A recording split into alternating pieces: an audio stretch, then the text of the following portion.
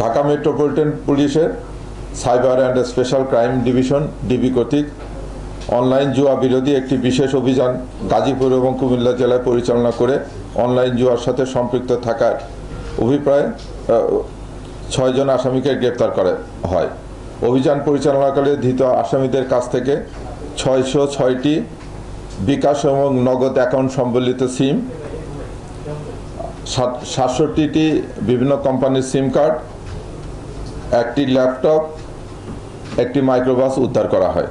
DB cyber and special crime কর্তৃক মনিটরিংয়ের মাধ্যমে online জুয়ার বেশ কিছু ওয়েবসাইট এবং মোবাইল অ্যাপ্লিকেশন শনাক্ত করা হয়। উক্ত ওয়েবসাইট পর্যালোচনা করে দেখা যায় অনলাইন জুয়া কার্যক্রম পরিচালনার জন্য সাইটগুলিতে মোবাইল ফাইন্যান্সিয়াল সার্ভিসের এজেন্ট অ্যাকাউন্ট ব্যবহার করা হয়। জুয়ার সাইট ও মোবাইল অ্যাপস থেকে প্রাপ্ত এমএফএস অ্যাকাউন্ট পর্যালোচনা করে অনলাইন জুয়ার সাথে সম্পৃক্ত একটি সংঘবদ্ধ চক্রকে শনাক্ত করা হয়। প্রাপ্ত গোয়েন্দার তথ্যের ভিত্তিতে গাজীপুর টঙ্গীতে একটি রিসোর্টে অভিযান পরিচালনা করে 3 জন আসামিকে গ্রেপ্তার করা হয়।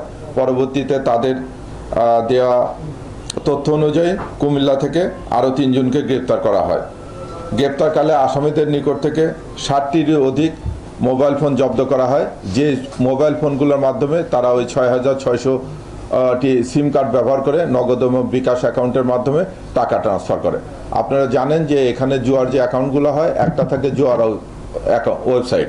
সেই জুয়ার ওয়েবসাইট থেকে কি করে, এরা যে টাকাটা আসে সেই টাকাগুলো এরা এই অ্যাপসের মাধ্যমে নগদ এবং বিকাশের মাধ্যমে এই সিম কার্ড এবং এই মোবাইলগুলোর মাধ্যমে তারা এটে কালেক্ট করে।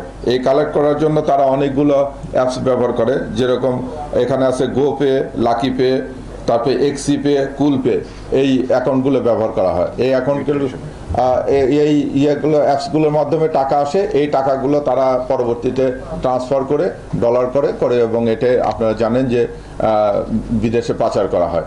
আমরা যে ইয়েটাকে ধরেছি যে আরিফুর রহমানকে, সে চালায় হচ্ছে গোপে অ্যাকাউন্টটা, এবং তাকে তথ্য দেখা গেছে তার ল্যাপটপ এবং অন্য ডিভাইস জব্দ করে যে এখানে প্রায় ডেলি 5 কোটি টাকার মতো লেনদেন হচ্ছে।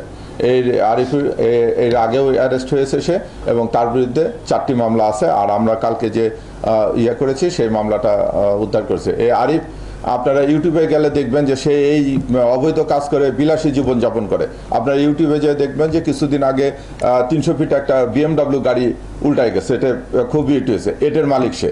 ওটার পরে সে আর একটা BMW গাড়ি কিনেছে, এবং সে পুলিশের হাত থেকে বাঁচানোর জন্য একটা ভিন্ন কৌশল নেয়। আমরা যেখান থেকে ধরেছি সেখানে সে 3টে রুম বুক করেছে। সে যে রুমে ছিল সেই রুমটা গাজীপুর রিসোর্টের, সেটা হচ্ছে 50,000 টাকা ডেলি ভাড়া। এবং তার তথ্য অনুযায়ী দেখেছি যে সে এখানে হয়তো 4-5 দিন থাকবে, এখান থেকে ঢাকার অন্য কোনো হোটেলে যাবে, এবং কক্সবাজারে যে সে বড় বড় নামি দামি হোটেলের 1 লাখ 1.5 লাখ টাকা সুট ভাড়া করে 3-4 দিন থাকে। যখনই পুলিশ তাকে ট্রেস করতে থাকে তখন ওটা বন্ধ করে নিয়ে সে চলে আসে, আরেক জায়গায় চলে আসে।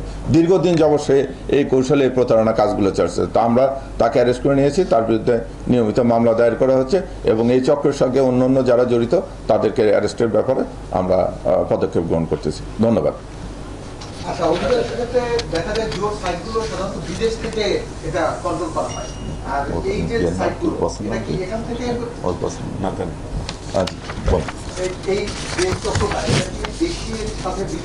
না, আমি যেটা বলতেছি যে ও বিদেশ থেকে, এটা ম্যাক্সিমামই একটা দেশ থেকে পরিচালনা করা হয়, এটা আপনারা জানেন। আমরা যতটুকু জানতে পারছি নাতান ওর হচ্ছে বস, সে বাইরে থাকে। চাইনিজ, জি। এখানে আমি একটু এখানে হচ্ছে আপনার যে সে যে কাজটা